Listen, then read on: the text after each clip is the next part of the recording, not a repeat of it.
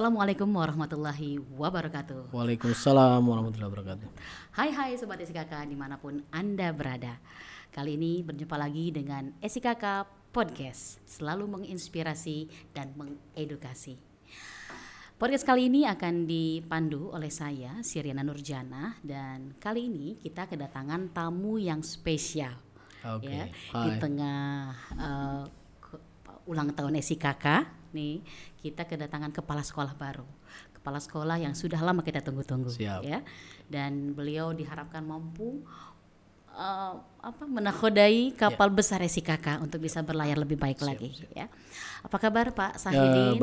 Baik, sehat Bu Siriana. Ya, selamat sore Pak. Selamat sore. Selalu halo semuanya audiens. Ya, selalu semangat Pagi. Ya, selalu semangat ini pagi. biasanya tagline yang selalu kita betul. jargon SIKK yang senantiasa tidak akan lekang ini sepanjang masa. Pak Sahidin, ya, kita ingin tahu lebih jauh nih tentang Bapak, ya. Siapa sosok Bapak, kemudian mengapa Bapak memutuskan untuk menjadi kepala sekolah SIKK, ya. Tapi sebelumnya saya juga sudah membaca kurikulum vitae Bapak, ini luar biasa. Bapak lulusan S2 dari Australia, makanya ini ada MA TESOL, Teaching English as for speaker of other language. Luar biasa. Kemudian juga yang paling unik nih, saya melihat riwayat organisasi Bapak. Bapak adalah sosok seorang aktivis nih. Betul. Dari SMA sudah menjadi ketua OSIS, jadi sekretaris HIMA, kemudian komisariat juga, ketua komisariat, pengurus HMI, sampai ada presidium KAHMI. Bagaimana tuh Pak ceritanya Pak? Baik. Berbagi dengan kami. Sebelumnya saya ingin memperkenalkan diri kepada audiens SIKK Podcast. Yang pertama, nama lengkap saya Pak Sahidin, tapi biasa dipanggil Pak Deden.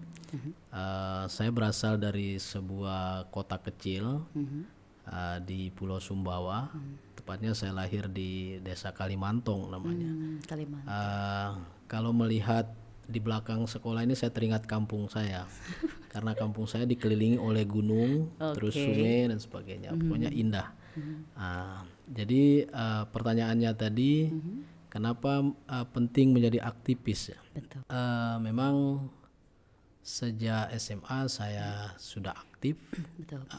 Tidak hanya di OSIS, tetapi saya juga aktif sekitar tahun 90-an membangun kesadaran masyarakat ketika kami pulang kampung dari sekolah, misalnya liburan, kami punya kegiatan untuk menyemarakkan kampung kami saat itu.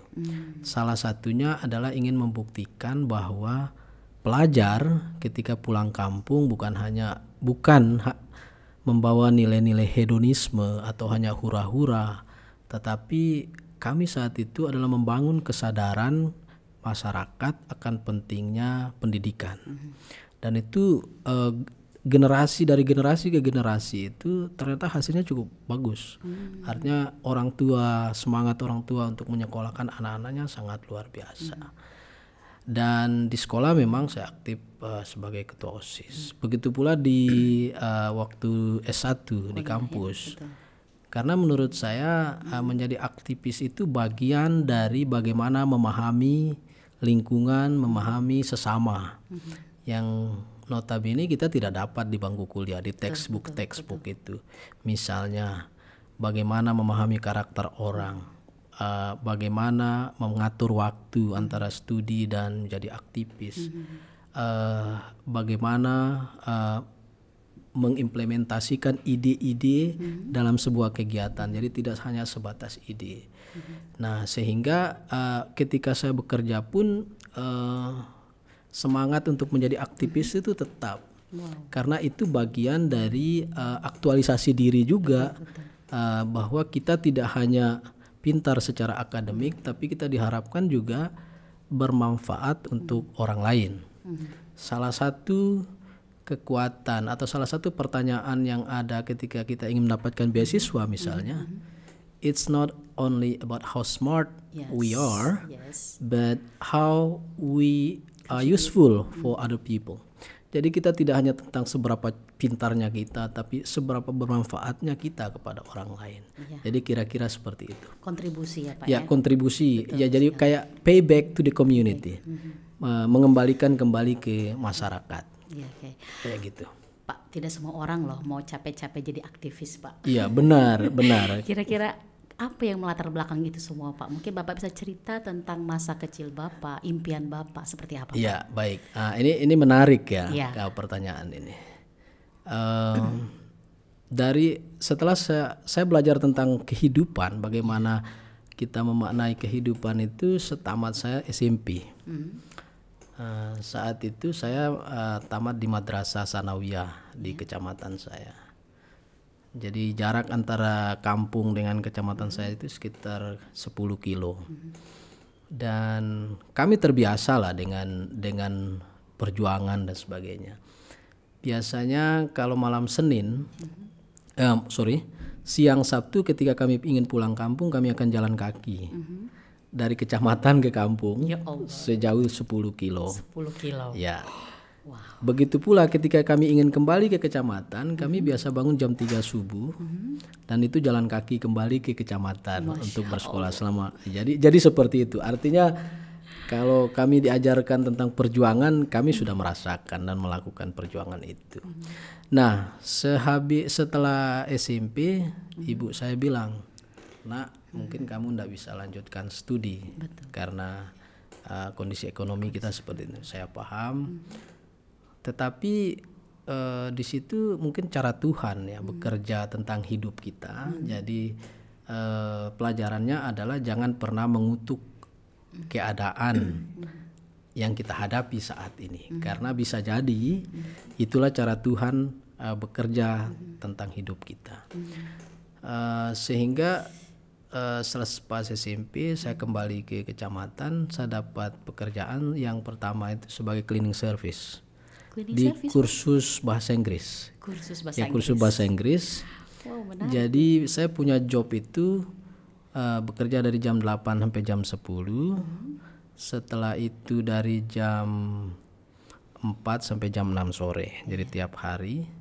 Tetapi di sela-sela itu ketika siswa kursus itu belajar, saya di belakang nyuri-nyuri mencatat.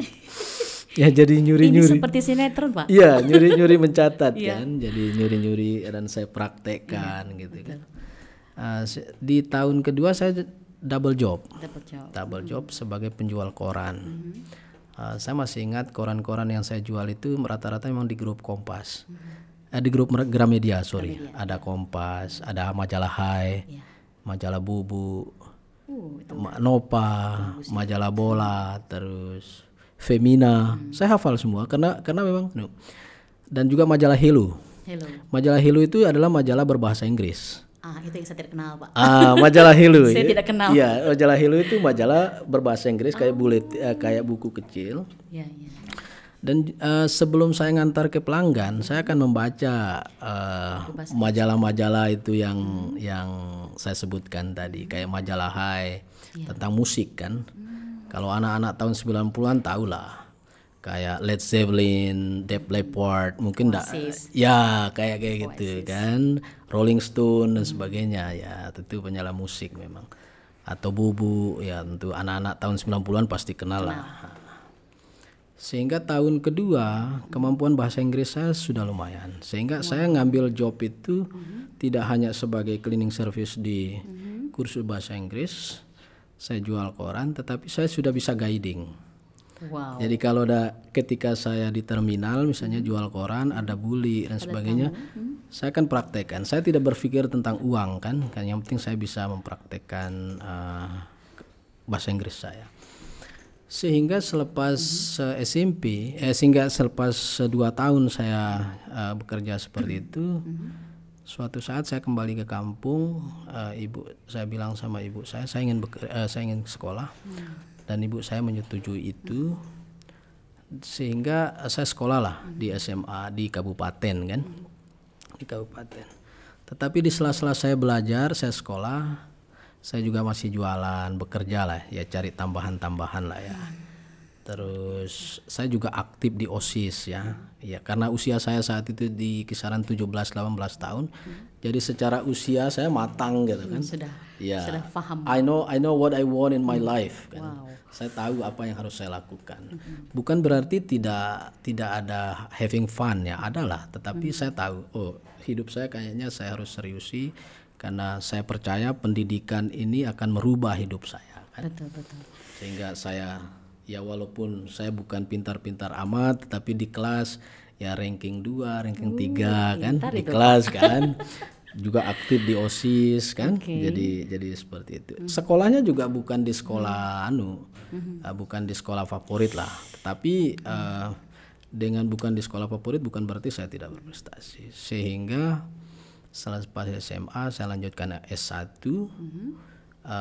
Selepas S1 keinginan untuk sekolah itu tetap ada ya? Oke, ketika selesai S1 tahun 2000 langsung ngelamar jadi PNS ya biasalah kan. Ibu bilang oke, yang penting kamu bisa dapat kerja dulu. 2001 saya langsung melamar untuk mendapatkan beasiswa. Wow.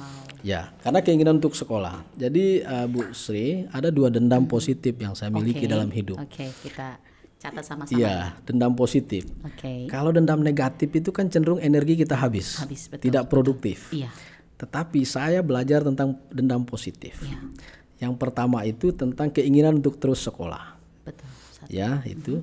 Dan yang kedua itu karena saya punya pengalaman waktu SMP, saya pernah pakai celana sampai robek-robek untuk sekolah dan sebagainya, sehingga dendam saya yang kedua itu tentang ingin berpakaian tetap bagus kan. Rapi. Dan rapi dan sebagainya. Itu dendam positif saya kan. Wow, keren. Jadi selepas S1 saya langsung melamar untuk S2 saat itu ke Australia. Wow. Melamar tahun pertama gagal, tahun kedua sampai saya melamar sampai yang kelima kali. Bagi orang lain mungkin ketika 2 kali atau 3 kali melamar sudah menyerah ya. Selesai sudah, tapi tidak bagi saya. 2001 saya mau melamar, baru di lamaran 2008 saya lulus. Bayangkan, saya 5 kali, tidak tiap tahun memang. Ya karena saya perlu ambil napas, perlu kan, sehingga di lamaran 2008 saya lulus. Akhir 2009 saya berangkat ke Australia dari beasiswa pemerintah Australia, Australian Development Scholarship. Dan saat itu saya mengambil studi di Faculty of Art and Literature di University of Canberra. Di ibu kota Australia. Saya ingin mengatakan mungkin secara akademik kita tidak pintar-pintar amat, tetapi kalau kita punya daya juang, insya Allah kita akan berhasil lah. Daya juang. Pak. Ya, daya juang. Betul, jadi resilient kalau dalam bahasa Inggris, resilience. Ada orang yang mungkin sangat jenius, tetapi dia tidak punya daya juang, resilience, dia bisa jadi gagal. Jadi mungkin kita secara akademik biasa-biasa saja. Tetapi kalau kita punya daya juang, terus berjuang, insya Allah kita akan mencapai cita-cita itu. Menarik nih Pak. Ya. Dari seorang cleaning service, bimbel bahasa Inggris, jadi MAT Australia. Keren banget kan? Siap. Ya, luar biasa, ini insight buat kita bahwa ada dendam situ ya. Dendam positif. Ingat, dendam positif, bukan dendam negatif ya. Kalau negatif itu kalau selalu diulang-ulang akan mengulang. Betul. Negatif yang baru ya Pak. Tidak menarik, tidak menarik hidup itu. Ya, resilience tadi resilience, Oke Pak, ini banyak hal yang menarik dari Bapak ya. Saya ingin tahu juga nih Pak, bagaimana kok Bapak bisa memutuskan ingin jadi kepala SCLN Pak? Baik. Bukankah di Indonesia juga Bapak sudah punya karir yang bagus jadi kepala sekolah, juga banyak aktivitas. Kenapa nih Pak? Kami penasaran nih Pak. Kembali ke dendam positif itu tadi, Bu Sri. 2017 saya berpikir untuk ngambil PhD atau S3 kan. Saya coba kontak beberapa kampus di Australia dan sudah ada respon dan sebagainya. Saya sudah mulai nulis literature review atau proposal lah ya. Tetapi 2017 juga ada peluang untuk melamar sebagai calon kepala sekolah. Saya ambil juga itu. Dan di awal 2018 saya diangkat sebagai kepala sekolah pertama kali di SMA 1 Utan saat itu. Iya. Jadi sekitar 47 kilo lah dari Sumbawa, dari kota tempat saya tinggal, di kecamatan ya. Iya. Akhirnya saat itu saya langsung berpikir, mungkin saya ke luar negeri itu tidak untuk S3. Iya. Tetapi saya mungkin akan ngambil peluang sebagai kepala sekolah Indonesia luar negeri. Oke. Jadi sejak 2018, karena memang kesuksesan itu memang by design dan kita harus planning. Oh, keren. Tidak ada kesuksesan yang tiba-tiba muncul tanpa kerja keras, tanpa kita rancang, tanpa kita desain. Karena prinsip saya itu bahwa saya memakai filosofi kuantum ikhlas. Artinya apa yang kita yakini itulah yang akan dikabulkan oleh Tuhan. Jadi kuantum mungkin saat ini saya tidak akan lanjut ke S3, tetapi saya ingin ke luar negeri, tetapi melalui sekolah menjadi kepala sekolah Indonesia luar negeri. Jadi itu ceritanya. Luar biasa. Jadi seperti itu. Jadi memang tujuannya sama-sama luar negeri. Sama-sama luar negeri. Jadi Bapak kalau sudah sekali ke luar negeri pengen terus ya Pak? Pengen terus. Karena nanti dari SLN mungkin bisa lagi lanjut PhD Pak. Amin. Oh, menarik ini. Menarik ya. Jadi luar biasa nih pengalaman yang memang harus dicatat ya oleh kita, apalagi PMI ini kan atau anak-anak PMI ini memang sudah di luar negeri. Masa gitu ya. Betul. Harus tinggi lah cita-citanya. Oke Bapak, setelah Bapak kemudian lulus jadi kepala SLN dan datang ke SIKK, apa hal unik yang ditemui di SIKK nih Pak? Jujur ya. Bolehkah? Boleh yang positif, boleh negatif. Enggak, saya ingin tetap berbicara dalam konteks positif positif. Amin. Karena yang saya temui hal-hal yang justru mungkin inspiring inspiring bagi saya. Saya nggak tahu bagi orang lain ya. Pada pembukaan lowongan untuk kepala sekolah Indonesia Kota Kinabalu bulan Maret saat itu kan, jadi seminggu sebelum lowongan ditutup, lamaran ditutup, saya melamar. Dan kita memang berkompetisi dengan puluhan kepala sekolah dari seluruh Indonesia yang diambil satu. Dan tentu sangat kompetitif ya, seperti itu. Setelah itu saya juga mempelajari tentang, saya juga melakukan kontak atau komunikasi dengan kepala sekolah SIKK sebelumnya. Ada Pak Haji Istiqlal, ada Pak Dadang, dan beliau memberikan informasi. Salah satu yang menarik informasinya adalah bagaimana ini adalah sekolah Indonesia luar negeri terbesar di dunia. Jadi tidak hanya organnya itu tidak hanya SIKK, tetapi ada CLC, ada TJJ, ada paket dan sebagainya. Kan luar biasa. Memiliki siswa 20-an ribu lebih ya. Nah, hal yang saya temui hari pertama itu yang buat saya amazing ya. Saya berpikir sangat amazed. I was really amazed with that situation. Jam 6 pagi saya hadir di sekolah dan anak-anak SD atau anak-anak itu sudah ada di sekolah. Iya kan? Kan luar biasa sekali semangat mereka kan. Terus saya tanya jam berapa mereka bangun, jam 3 pagi katanya. Ada yang naik, ada yang jarak rumahnya ke sekolah itu 50 kilo naik van kan. Dan ditambah minggu berikutnya saya akan ke Tawo ya.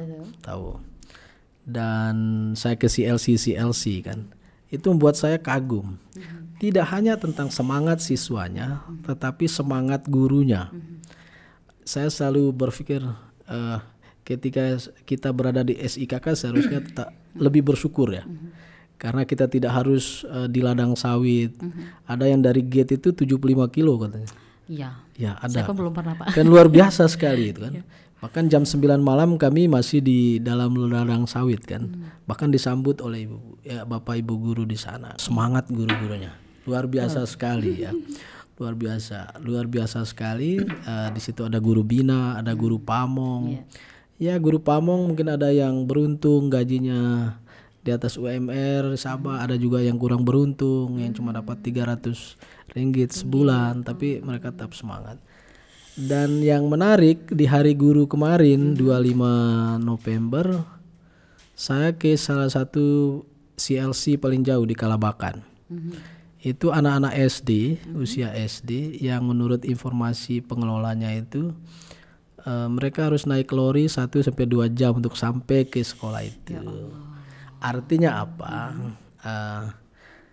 Mungkin kita akan mengeluh tentang hidup kita hari ini atau tentang masalah-masalah yang kita hadapi hari ini, tetapi sejatinya ada yang lebih menderita atau lebih pantas mengeluh ketimbang kita kan. Jadi seperti itu. Jadi lebih baik hidup itu ya bersyukur aja dengan apa yang kita dapat hari ini. Iya. Jadi ketika Bapak datang ke sini memaknai semuanya dengan positif. Ya, positif. Ya, apapun yang terjadi gitu ya. Dan termasuk saya melihat energi positif itu di teman-teman di SIKK, guru-guru di CLC. Semangatnya itu yang luar biasa. Semangat ya Pak ya.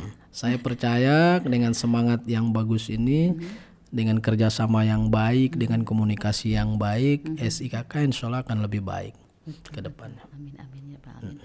Tadi tentang apa namanya? Resilience ya. Bapak jadi teringat mungkin dengan masa lalu ya. Ketika melihat anak-anak PMI ini di ladang-ladang. Bagaimana dengan anak-anak SIKK nih Pak?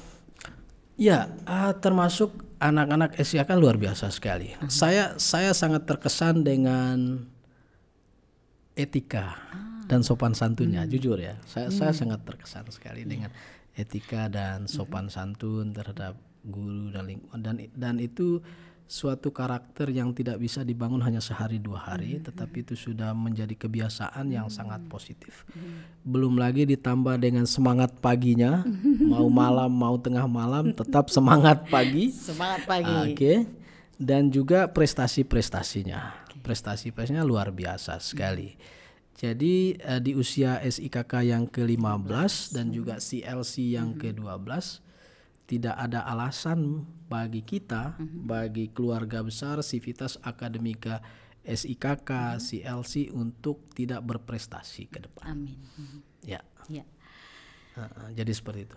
Gitu ya Pak ya. Luar biasa kalau bicara SIKK nih panjang Pak. Panjang. Bapak yang baru berapa bulan saja sudah menemukan insight gitu ya. Apalagi mungkin teman-teman apun yang sudah lama di sini. Pak, terakhir barangkali ini Pak siap. Apa pesan harapan Bapak nih untuk SIKK? Seperti apa? Baik, yang pertama tentu saya ingin mengucapkan selamat ulang tahun SIKK yang ke-15 dan juga selamat ulang tahun CLC yang ke-12. Meminjam istilah dari Pak Nasrullah Fauzi, remaja belia yang penuh dengan prestasi. Dan beliau tidak salah tentang hal itu. Tentu prestasi-prestasi atau legasi-legasi yang telah diciptakan oleh kepala sekolah sebelumnya dan juga teman-teman sebelumnya menjadi sebuah tantangan bagi saya, bahwa saya percaya bahwa ketika saya ditugaskan ke sini, saya juga ingin menciptakan legasi. Tidak hanya datang mengagumi legasi kepala-kepala sekolah sebelumnya, tetapi saya ingin menciptakan legasi tetapi tetap bersandar atau acuan saya tetap pada legasi-legasi kepala sekolah sebelumnya. Amin. Artinya apa? Bahwa menghargai sejarah itu penting, tetapi membuat sejarah itu jauh lebih penting. Keren nih. Patut dicatat nih. Ini jadi seperti selalu itu. Diingat nih.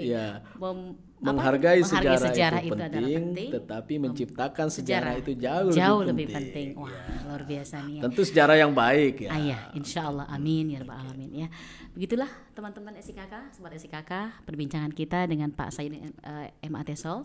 Dan mudah-mudahan memberikan insight buat kita, dan luar biasa nih sebetulnya ya. Tadi kita belajar tentang dendam positif, resilience, kemudian endurance juga butuh ya Pak endurance, ya. Betul. Endurance juga, terus itu selalu memaknai dengan hal yang positif begitu ya. Dan kami harap kedatangan Bapak itu mampu membawa SIKK lebih berjaya, baik lahir maupun batin ya Pak ya. Dan jangan lupa buat anak-anak SIKK tetap semangat. Dari cleaning service bimbel bahasa Inggris bisa jadi kepala sekolah Indonesia Kota Kinabalu. Aplaus dong. saya hanya mau bilang ya, stay hungry and stay foolish. Terima kasih kepada si kakak. Sampai jumpa lagi di podcast berikutnya.